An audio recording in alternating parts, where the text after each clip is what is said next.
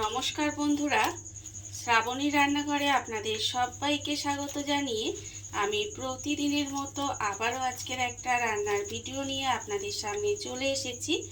আজকের আমি আপনাদের একটা টিফিন রেসিপি বানিয়ে দেখাবো। আশা করি আপনাদের ভালো লাগবে। তার জন্য কিন্তু আমার পুরো ভিডিওটা আপনাদের দেখতে হবে। আর দেখা শুরু করার আগে একটা লাইক দেবেন, ভিডিওটা সম্পূর্ণ দেখে সুন্দর একটা কমেন্ট করবেন আর শেয়ার করতে ভুলবেন না। তাহলে চলুন আজকের আমি এই টিফিন রেসিপিটা কিভাবে বানাচ্ছি সেটা আপনারা একবার দেখে নিন। রান্নাটা করার জন্য প্রথমে আমি এখানে দেখুন গ্যাসটা অন করে একটা কড়া বসিয়ে দিয়েছি। এইবারে আমি কড়ার মধ্যে দিয়ে দেব জল। এখানে কিন্তু আমি 3 বাটি মতো জল দেব।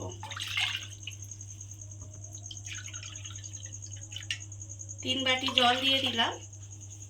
এইবার আমি এর মধ্যে দিয়ে দেব, দেখুন আজকের আমি যে টিফিন রেসিপিটা বানাচ্ছি সেটা কিন্তু খুব সহজে হয়ে যায় আর খেতেও কিন্তু ভীষণ সুন্দর লাগে। এইবার আমি হাতে একটু জোয়ান নিয়ে নিয়েছি, জোয়ানটাকে একটু হাতের ঘষে নিচ্ছি। এতে কি হবে, সুন্দর একটা গন্ধ ছাড়ে, মানে একটা সুন্দর ফ্লেভার একটা আসে। এবার দেখুন এই জোয়ানটা এই জলের মধ্যে দিয়ে দিলাম। এবার এর মধ্যে দিয়ে দেব বেশ কিছুটা ধনেপাতা। বেশ কিছুটা ধনেপাতা কুচি আমি এর মধ্যে দিয়ে দিলাম। আর আমি এর মধ্যে দেব আন্দাজ মতো নুন। এখানে কিন্তু আন্দাজ মতো আমি একটু নুন দিয়ে দিলাম। এবার দেখুন এর মধ্যে দিয়ে দিতে হবে সাদা তেল। এখানে কিন্তু আমি 1 চামচ মতো সাদা তেল দিয়ে দিচ্ছি। 1 চামচ মতো সাদা তেল দিয়ে দিলাম। দিয়ে এবার এটাকে জলটাকে খুব ভালোভাবে ফুটিয়ে নেব। জলটা কিন্তু খুব ভালোভাবে ফুটিয়ে নিতে হবে। আর এখানে দেখুন এটাকে এইভাবে একটু মিশিয়ে দিচ্ছি আর জলটাকে সুন্দর করে ফুটিয়ে নিচ্ছি। একদম মানে দেখবেন আমাদের একঘেয়ে একই রকম টিফিন রেসিপি কিন্তু খেতে ভালো লাগে না। একটু অন্য রকম যদি আমরা একটু বানিয়ে দিই, দেখবেন বাচ্চা থেকে বড় সবার কিন্তু ভীষণই ভালো লাগে আর তারা কিন্তু খেতেও ভীষণ পছন্দ করে। এবারে এটাকে একটু খুব ভালোভাবে মিশিয়ে নিয়েছি যাতে নুন তেল সমস্ত কিছু খুব ভালোভাবে মিশে যায় আর জলটাও খুব ভালোভাবে এখানে দেখুন ফুটে গেছে। এবার যখন এইভাবে জলটা ফুটে যাবে তখন আমি এখানে রেখেছি, দেখুন এটা হচ্ছে চালের গুঁড়ো। 1 বাটি চালের গুঁড়ি এখানে রেখেছি। এবারে এই চালের গুঁড়িটাকে খুন্তি দিয়ে এইভাবে মেশাবেন আর এইভাবে কিন্তু এটাকে দেবেন, মানে এইভাবে মিশিয়ে আর এটাকে দিতে হবে। তাহলে দেখবেন সুন্দরভাবে কিন্তু এটা মিশে যাবে।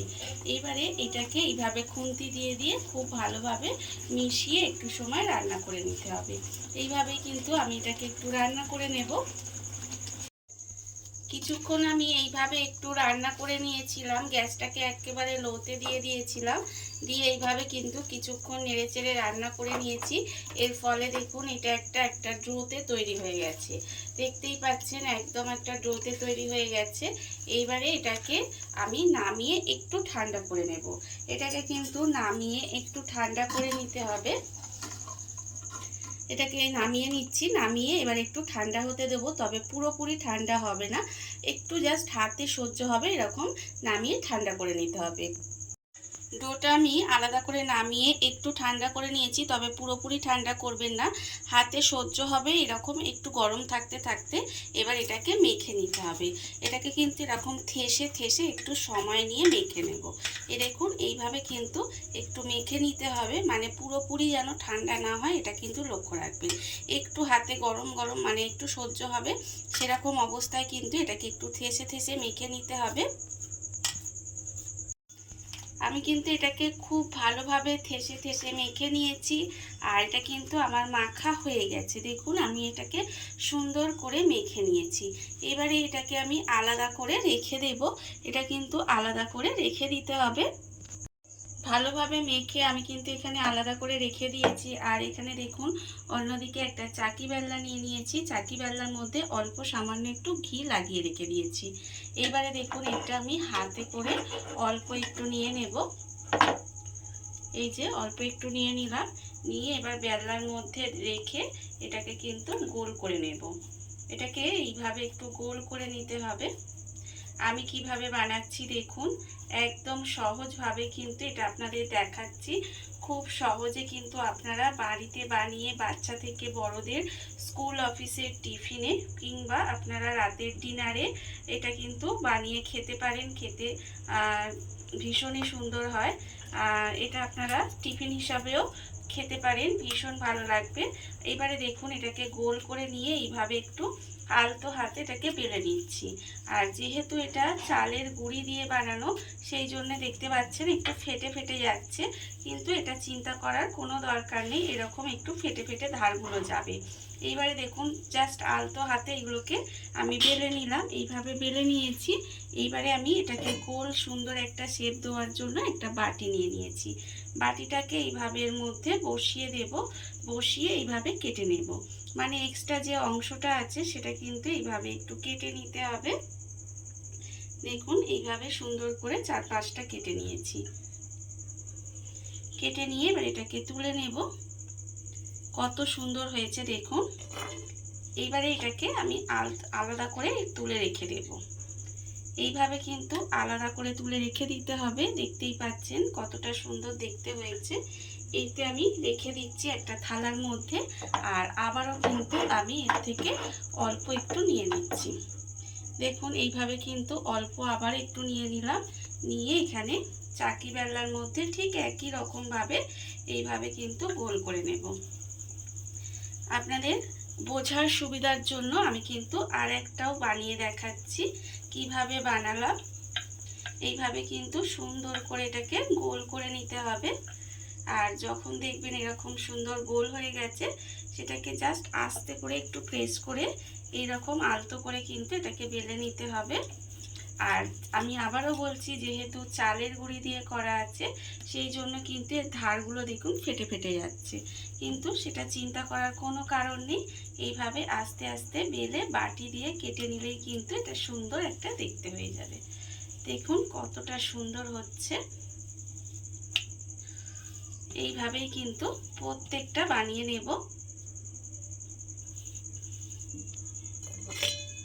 দেখুন আবারও কিন্তু আমি বাটি দিয়ে কেটে নিচ্ছি। কেটে নেওয়ার ফলে এই যে এক্সট্রা অংশগুলো আমি বের করে নিচ্ছি। বের করে নিয়ে এটাকে একদম সুন্দর একটা গোল শেপ হয়ে যাবে। আর এইভাবেই কিন্তু আমি সমস্তগুলো বানিয়ে নেব। আমি কিন্তু এখানে এইগুলো সমস্ত কিছু বেলে নিয়েছি, মানে সবগুলো বেলে নিয়েছি। আর অন্যদিকে দেখুন আমি কিন্তু এখানে একটা তাওয়া বসিয়ে দিয়েছি। এবারে তাওয়াটা এখানে গরম হয়ে গেছে। আমি কিন্তু একটা এখান থেকে নিয়ে নিয়েছি, নিয়ে এইভাবে দিয়ে দেব। দিয়ে প্রথমে এপিট ওপিট করে এটাকে সেঁকে নিতে হবে। ভীষণই সহজভাবে এগুলো কিন্তু বানানো হয়ে যায়। আর আপনারা তো দেখতেই পাচ্ছেন যে কতটা সহজে এটা বানানো হয়ে যাচ্ছে। এইভাবে আপনারাও একদিন বানিয়ে দেখবেন, খেতে কিন্তু ভীষণ ভীষণ সুন্দর হয়। আমি আপনাদের বলছি, আপনারা বানিয়ে খেয়ে তারপরে কিন্তু আমাকে বলবেন যে কেমন হয়েছে। আমি দুদিকটা আস্তে আস্তে একটু সেঁকে নিচ্ছি।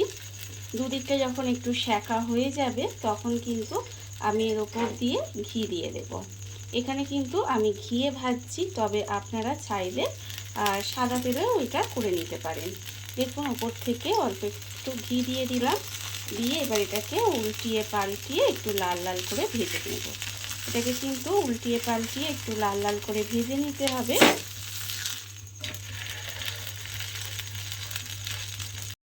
উল্টিয়ে পাল্টিয়ে আমি কিন্তু এগুলোকে লাল করে ভেজে নিয়েছি। আর এগুলো কিন্তু আমার ভাজা হয়ে গেছে। এইবারে দেখুন আমি এটাকে আলাদা করে তুলে রেখে দেব। এটা কিন্তু কত সহজে দেখুন এইভাবে আলাদা করে আমি তুলে রেখে দিলাম। আর আবারও কিন্তু তাওয়াটা বসিয়ে দিচ্ছি, দিয়ে আবারও একটা এর মধ্যে দিয়ে দেব। আর এইভাবেই কিন্তু সমস্তগুলো বানিয়ে নিতে হবে। এইভাবে দুপিঠটা প্রথমে সেঁকে নেব, তারপরে অল্প অল্প করে ঘি দিয়ে এটাকে ভেজে নিতে হবে। খেতে যে কী অপূর্ব হয় সেটা আপনারা একবার না বানিয়ে খেলে কিন্তু বুঝতে পারবেন না। দেখুন আমি কিন্তু এটাকেও ঠিক একই রকমভাবে সেঁকে নিয়ে তারপরে ভেজে নেব। আর এইভাবেই আমি সমস্তগুলো ভেজে নিয়ে তারপরে আপনাদের পরিবেশন করে দেখাবো ঠিক কেমন হলো।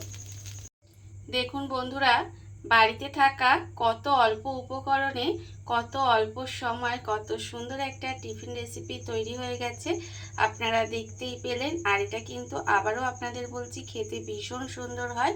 এইভাবে আপনারাও কিন্তু একদিন হলেও বাড়িতে বানিয়ে দেখতে পারেন। আর এই ভিডিওটা যদি আপনাদের ভালো লেগে থাকে, আপনারা আমার চ্যানেলটা সাবস্ক্রাইব করে এইভাবে আমার পাশে থেকে যেতে পারেন। তাহলে চলুন, আজকের ভিডিওটা এই পর্যন্তই। নমস্কার।